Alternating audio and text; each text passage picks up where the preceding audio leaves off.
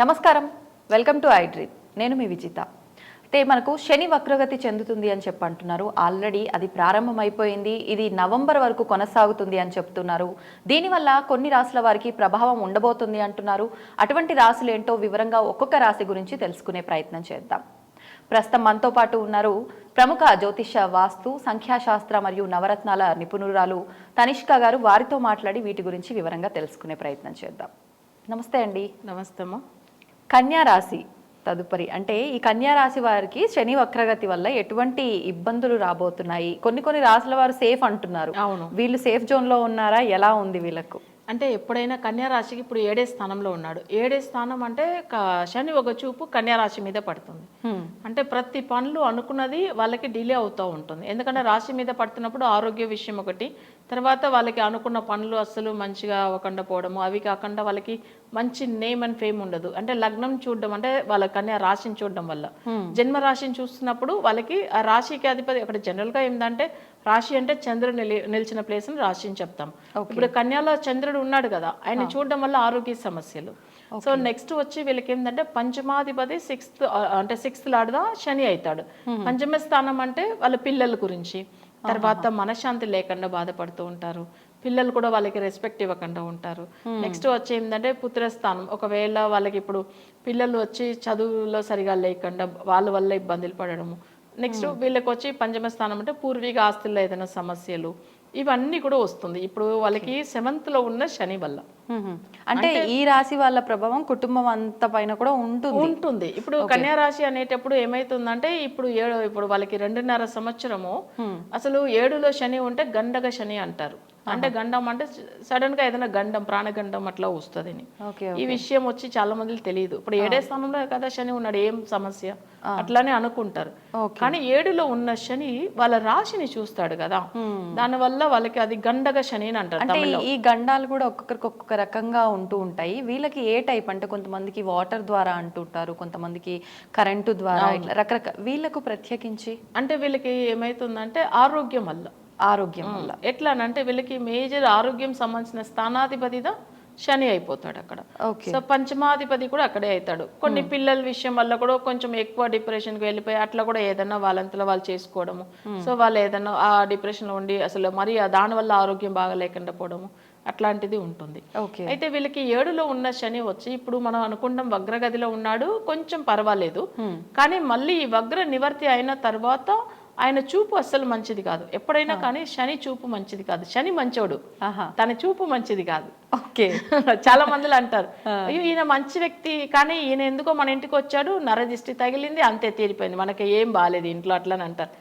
ఒకరోజు ఇంటికి వస్తే కూడా సెట్ అవుతుంది చెప్తారు కదా. వాళ్ళకి ఏదైనా వస్తువులు, వాళ్ళకి ఒకవేళ ఇంట్లో ఉన్న థింగ్స్ ఏదైనా చూస్తే అది అప్పటికప్పుడే ఖరాబ్ అయిపోతుంది అని చెప్తూ ఉంటారు. కానీ వాళ్ళు మంచోళ్ళుగా ఉండొచ్చు, వాళ్ళ చూపు మంచిది కాదు. సో అట్లనే శని చాలా మంచోడు, కానీ ఆయన చూపుకు మంచిది లేదు. అంటే ఖచ్చితంగా ఇబ్బందులు పడతారు. సో అప్పుడు ఏమైతుందంటే తన చూపు డైరెక్ట్ గా కన్యా రాశి మీద పడుతుంది. సో అప్పుడు కన్యా రాశి వాళ్ళకి నేను చెప్పినట్టుగా ఆరోగ్య సమస్యలు, వాళ్ళ పిల్లల విషయంలో సమస్యలు, తర్వాత పూర్వీక ఆస్తులు, నెక్స్ట్ వచ్చి ఏంటంటే వాళ్ళకి ఆరోగ్య సమస్యలు, అవి కాకుండా ఏదన్నా ఇట్లా గండగ శని కాబట్టి ప్రాణగండం గురించి ఇవన్నీ ఉంటుంది.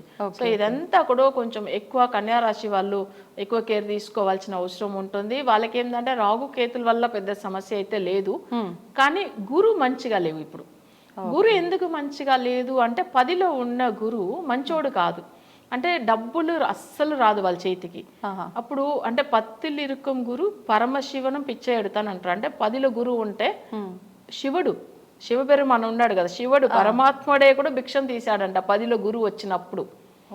అట్లా అది వచ్చి ఒక సామెత కూడా ఉంది, 10లు గురు ఇరుక పరమశివనం పిచ్చ ఎడతాను అట్లా అనేసి. అంటే ఆయనకే తప్పలేదు అంటే మనకెంత కన్యా రాశి వాళ్ళకి చూడండి. అందుకే అంటున్నా 10లో ఉన్న గురువు మంచోడు కాదు. చాలా మందికి ఒక డౌట్ ఉంటుంది, తులా లగ్నంలో పుట్టారు, 10లో గురువు చాలా ఉచ్చ స్థితిలో ఉన్నాడు, స్ట్రాంగ్ గా ఉన్నాడు కదా, అది ఎట్లా ఆయన అంటే 10లో ఆయన మంచోడు కాదు.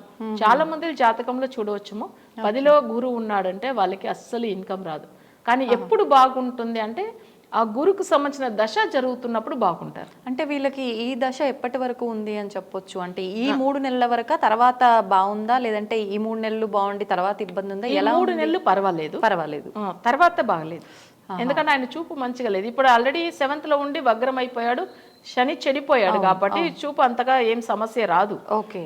కానీ ఆయన 7లో ఆయన స్ట్రాంగ్ గా ఉన్నప్పుడు చూస్తాడు కదా, అప్పుడు అంటే కన్యా రాశిని, అప్పుడు సమస్యలు వస్తుంది. ఓకే. సో ఇప్పుడు ఏంటంటే అంత పెద్ద సమస్య రాదు. కానీ ఈ 3 నెలలు నవంబర్ తర్వాత, నవంబర్ ఎండింగ్ లోంచి తప్పకుండా శనికి పూజలు చేసుకోవాలి. అట్లా ఒకవేళ శని వాళ్ళ జాతక రీతిగా వగ్రమై ఉన్నప్పుడు చేయకూడదు, అప్పుడు నవంబర్ తర్వాత. కానీ ఏంటంటే వాళ్ళకి ఒకవేళ వగ్రమో లేకపోతే వాళ్ళకి మాంది గ్రహమో లేకపోతే అప్పుడు శనికి ఇంట్లోనే కూడా పూజలు చేసుకోవచ్చు. ఎందుకు ఇంట్లో పూజలు చేసుకోకూడదని అన్నారంటే, ఇలాంటి వగ్ర గదిలో ఉన్నప్పుడు వాళ్ళకి అవి వగ్రమా కాదని తెలియదు కాబట్టి నవగ్రహాలకి డైరెక్ట్ గా గుడిలోనే వెళ్ళి చేయాలి, ఇంట్లో చేయకూడదని చెప్పేటారు అప్పట్లో. సో ఈ విషయాలు తెలిసిన వాళ్ళు ప్రాపర్ గా చేసేవాళ్ళు. నేను చూడండి, ఇప్పుడు చాలా మంది క్లయింట్లు ఇంట్లోనే పూజలు చేసుకోమని చెప్పి కొన్ని గ్రహాలకు సంబంధించి పంపిస్తాం. సో వాళ్ళు తప్పకుండా చేస్తారు, రిజల్ట్ వెంటనే వచ్చేస్తుంది. ఎందుకంటే వాళ్ళ జాతకం ఫుల్గా అనలైజ్ చేస్తున్నాం కాబట్టి వగ్రంలో ఉన్నారా, లేదు మాంది గ్రహం అయ్యాడా, లేదు అసలు ప్రజెంట్ దశ వల్ల మంచి చేస్తున్నాడా లేదని దానికి తగినట్టుగా మన ఇంట్లో కూడా పూజలు శనీశ్వరుడిది కూడా చేయవచ్చు. కానీ ఇప్పుడైతే వగ్రగదిలో ఉన్నప్పుడు వద్దునే చెప్తా అవసరం లేదు. తర్వాత ఇబ్బందులు ఉన్నాయి కాబట్టి పర్సనల్ చార్ట్ చూపించుకొని చేసుకోవాలి, ఏ రకంగా అనేది ఫాలో అవ్వచ్చు. అవును. కన్యా రాశి వాళ్ళకి గండక శని ఉంది. వాళ్ళు మేజర్ గా ట్రావెలింగ్ లో కూడా కొంచెం ఎక్కువ కేర్ తీసుకోవాలి. హెల్త్ లో ఏదైనా ఇష్యూస్ వస్తే వెంటనే వాళ్ళు ట్రీట్మెంట్ తీసుకోవాల్సి ఉంటుంది. మరి హెల్త్ విషయం ఎక్కువ కేర్ తీసుకోవాలి. సో ఇంకొకటి అప్పుల విషయం, అంటే రుణ స్థానం కూడా అదే కాబట్టి ఎవరితో గొడవలు కూడా అనవసరంగా పెట్టుకోకూడదు. రుణ బాధలు కూడా ఈ 2 years ఉంటాయి వాళ్ళకి. ఓకే. ఓకే. సో అలా కొంచెం కష్టపడతారు. తప్పకుండా దీనికి ఏదైనా కొంచెం ఎక్కువ జాగ్రత్తలు తీసుకోవాల్సిన పీరియడ్ అయితే ఉంది వీళ్ళకి. అవునమ్మా. ధన్యవాదాలండి. ఓకే.